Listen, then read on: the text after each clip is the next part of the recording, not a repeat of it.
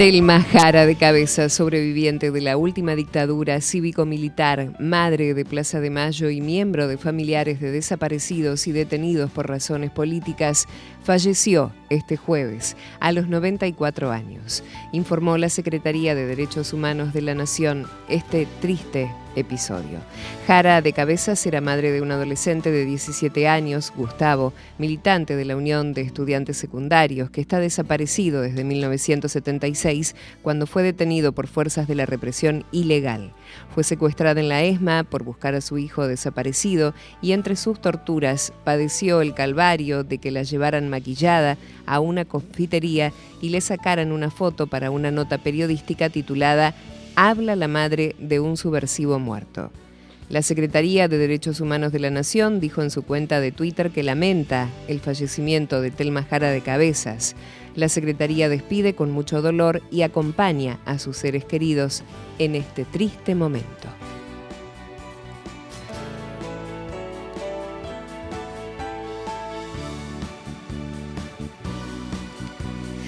Y ese recuerdo también en un día muy particular, ¿no? Con este pañuelo del Nunca Más, con Victoria Montenegro sentada aquí a la mesa de la televisión pública en este Día Nacional por el Derecho a la Identidad. ¿Qué tal, Vale? ¿Cómo va? ¿Qué tal? Buen día.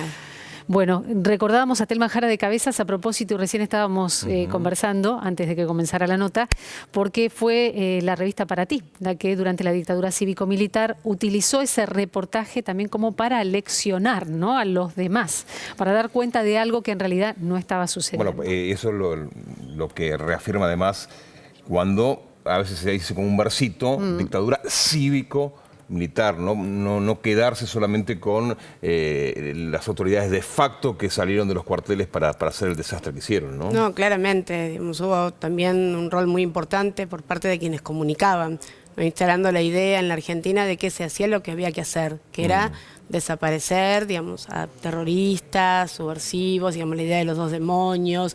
Eso se fue construyendo durante muchísimos años en la Argentina. No terminó con la dictadura, cuando se fue la dictadura cívico-militar, sino que durante muchísimos años estaba esa idea de los dos demonios, de que hubo una guerra, de que había que dejar la historia atrás, y de hecho hubo un tiempo en el que en la ESMA se quería construir la Plaza de la Reconciliación Nacional, ¿no? Vino Néstor y definió que la Argentina se iba a reconstruir con memoria, verdad y justicia, y a partir de ahí todo este avance, digamos, tomar la lucha histórica de los organismos y que el Estado efectivamente pueda avanzar en ese sentido. Hoy se cumplen 44 años de las abuelas de Plaza de Mayo. Fue en el año 2004 justamente con la sanción de una ley que así se determina, pero además es el cumpleaños de Estela de Carlotto. Así es. Es decir, que hay una, podemos llamarle celebración, conmemoración, y una celebración también de la vida con Estela en función de lo que pasó. Sí, también en la casa de abuelas lo dicen siempre las abuelas, a pesar de la historia, digo, que por supuesto es muy compleja y es dolorosa, en la casa de abuelas se celebra siempre. Si uno termina las reuniones, el trabajo, la búsqueda, los informes, todo lo que viene pasando, y después siempre hay un tiempo para el té, el café, el mate, reírse, charlar de cosas de la vida también para celebrar esta posibilidad que tenemos muchos de nosotros, 130 ya, de haber recuperado nuestra identidad, nuestro nombre, nuestra historia, y también la fuerza que hemos... No se puede luchar sin alegría y sin ternura, y eso es lo que tienen las abuelas, ¿no? Vicky, acompáñanos a compartir una nota que tiene que ver con la presentación del libro ESMA, la investigación judicial. Estarás al tanto del tema, pero vamos a ver la nota y después lo charlamos un poquito.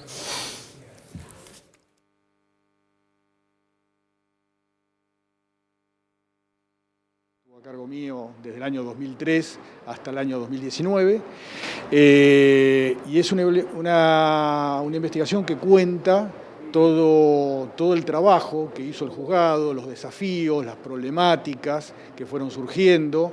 El libro nos obligó a revisitar momentos que habían pasado hacía mucho tiempo. Y cuando uno lo lee nuevamente y lo lee integralmente, nos impacta lo que ocurrió, nos sigue impactando. Nunca pudimos estar preparados para llevar adelante una investigación de estas características. Es interesante señalar además que el libro está escrito en un lenguaje accesible, no es un libro jurídico, De hecho, hemos sacado todas las partes jurídicas y cuando no hubo más remedio se explica en cada caso. La idea es que el libro pueda ser comprendido por cualquier persona, no hay un metalenguaje, es decir, lo hemos hecho accesible para que pueda ser leído por cualquier persona, así que sea o no abogado. Es un libro para todos. Y Argentina eligió la justicia como un mecanismo para hacer frente a las atrocidades del pasado y esa justicia que se ve en numerosos procesos que se han llevado y se están llevando adelante en el país, nos dan una superioridad ética y nos pone en un lugar distinto de aquellos que cometieron estos delitos. Bueno, allí veíamos al juez Torres, ¿no? En el marco de lo que significó también el juez, el doctor Torres, en todas las causas que investigó crímenes y crímenes de lesa humanidad. Y él decía, no es un libro jurídico. Y veíamos esa imagen. ¿Y qué nos decías, Victoria, cuando veías esa imagen, cuando vas a la ESMA todavía hoy? A la sí, EXE, ¿no? Lo que moviliza, ¿no? Fuimos muchísimas veces y el espacio se va reconvirtiendo y siempre está lleno, bueno, salvando este tiempo de pandemia, ¿no? Pero siempre lleno de jóvenes, pero hay todavía una energía, ¿no? En el lugar, una historia muy fuerte que cuando uno lo transita, lo decimos siempre, cuando uno transita un espacio de memoria nunca sale igual. Digo, esas historias están y además esto, bueno, esta publicación de la Secretaría, estamos en un momento muy complejo, digo, la humanidad en su conjunto y la Argentina también. Digo, los discursos negacionistas son muy fuertes, no se puede negar, no se puede ocultar y eso... Tenemos un Milei que anda muy bien. Absolutamente, en la ciudad de Buenos Aires. ¿No? ¿Qué significa para vos eso? Y claramente es un desafío lo que viene... ¿Pero cómo lo entendés? ¿Cuál es la lectura que haces? Mira, de por qué? Porque Milei puede haber muchos, ahora que lo apoye la gente, ese es el problema, ¿no? Sí, y sobre todo los jóvenes. Sí. Los jóvenes. Mira, ahí nosotros ahora pudimos recuperar la presencialidad y estamos dando charlas con los adolescentes. Y lo que te das cuenta es que tuvimos 4 años de ausencia de política de Estado que trabaje. La memoria se ejercita, se tiene que ejercitar todo el tiempo. Esto que fuimos hablando de la dictadura cívico-militar, el negacionismo y la decisión de un Estado de poder reconstruirse respetando esa historia y esos derechos y que la política pública vaya en esa dirección. Y es fundamental la formación y el acompañamiento. Durante 4 años de la gestión de Macri eso no sucedió, digamos, se resistió. Y los 2 años de pandemia fueron muy fuertes. Entonces vos te encontrás con jóvenes que prácticamente no conocen esta historia y piensan que la rebeldía, que ser rebelde hoy es justamente reivindicar estos discursos de derecha, ultraderecha y negacionista. Y hay que hacer todo un ejercicio, hay que retomar ese trabajo que se venía llevando adelante, hay que volver a recuperar ese músculo que teníamos, ¿no? De incorporar a los jóvenes, de las nuevas discusiones, de los nuevos debates, pero que puedan abrazar y entender esta historia como propia. Porque también entre muchos de esos jóvenes pueden estar los hijos de los hermanos que estamos buscando. Nuestros hijos son adolescentes ya. Tienen esa edad, digo, no se trata solo de aquellos bebés, de aquellos que fuimos bebés, que hoy somos hombres y mujeres que seguimos desaparecidos, que siguen desaparecidos. Perdón. Vos sos legisladora, pero también sos candidata, y tomando la pregunta y lo que recién respondías también a propósito del tema, ¿no? Planteás los jóvenes y de este avance de la derecha, no solamente en la Argentina, sino también en el mundo, con una situación inminente que en la Argentina se traduce en las elecciones del próximo 14 de noviembre. ¿Cuál es la alternativa, más allá de esto que señalabas, ¿no? Que faltó la formación durante los últimos años para que los más jóvenes entiendan y sepan qué pasó en la Argentina con la dictadura cívico-militar? ¿Qué es lo discursivamente atractivo de parte de los otros sectores o políticas de parte de los otros sectores como para atraer a esos jóvenes que no parecen no saber lo que sucedió? Sí, bueno, claramente hay una cuestión que también es consecuencia de la pandemia, ¿no? 2 años, pensemos en estos jóvenes que casi durante 2 años no pudieron salir, no pudieron relacionarse con sus padres, Dios, obviamente todos estamos enojados con lo que nos sucedió, digamos, con la pandemia, nadie estaba preparado para eso. En la juventud pega con mucha más fuerza, estamos hablando de situaciones complejas en materia de salud mental, digamos, las consecuencias de esta pandemia todavía no las empezamos a dimensionar, digo, ¿cuántos se nos fueron?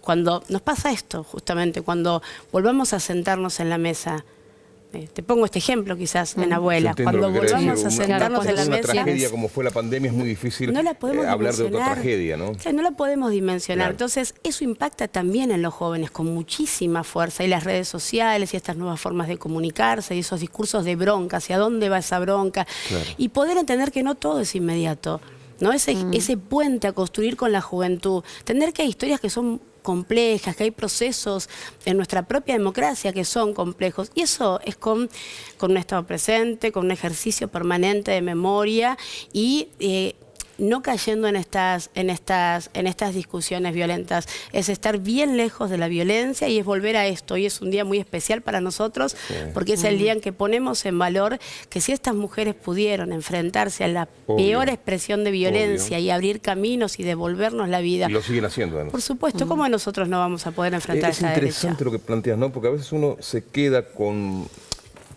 parte de la historia de uno, entonces uno la arrastra, entonces como que la vivenció, todos la vivenciaron y no es así. Para los chicos de hoy en día, su tragedia es esto que ha sucedido, es sus libertades que se vieron coartadas durante un año porque obviamente por una cuestión sanitaria, ¿cómo le explicás a un pibe de 15 años, no? Es difícil, pero su tragedia es esta, ¿cómo hacerlo no responsable, pero sí partícipe de la reconstrucción de la memoria de un país cuando no lo viviste y durante prácticamente 5 años el tema no estuvo instalado? Sí, es este ejercicio. Digo, a veces, mira, el otro día en una charla, por ejemplo, en una escuela, nos pasó, había varios, el DIRE me planteaba esto, varios chicos que tenían estas ideas y charlamos un rato y en un momento una de las chicas me dice, esto que vos me estás contando, yo nunca lo leí en ningún libro. Entonces, bueno, a veces hay que acercarse, tiene que estar ese libro, tiene que estar ese mensaje de que hay otras formas de construirse, de resistir, de pensar diferente, eso no está en discusión. Que pensemos diferente es sano, ¿no? A veces, viste, dicen, bueno, terminemos con las diferencias. No, está bien que seamos diferentes, está buenísimo, pero ese respeto por la democracia, por la vida, por la historia, es el que tenemos que cuidar. Y creo que este es el desafío que tenemos. Ya mismo estamos saludando a propósito de este Día Nacional del Derecho a la Identidad a Tati Almeida de Madres. ¿Qué tal, Tati? Muy buen día, gracias por atendernos. ¿Qué tal, querida? Buen día. Bueno, un abrazo enorme a Vicky desde ya, ¿eh? Claro que sí, te contesta porque está aquí. Vicky, todo tuyo. Hola, Tati, querida, ¿cómo estás? Bien, mi amor. Bueno, te imaginás un abrazo muy fuerte en el día de hoy de la identidad que gracias a las queridas abuelas vos pudiste recuperar la tuya, ¿verdad? Así es, y a vos también, por supuesto. Gracias, mi amor. Muchas gracias, ¿eh? Tati, consultarte, ¿por qué la identidad tiene que ser un derecho? ¿Por qué la identidad es un derecho? Y bueno, porque toda persona justamente tiene derecho a saber quién es. No hablemos de los casos de los en su momento bebés apropiados.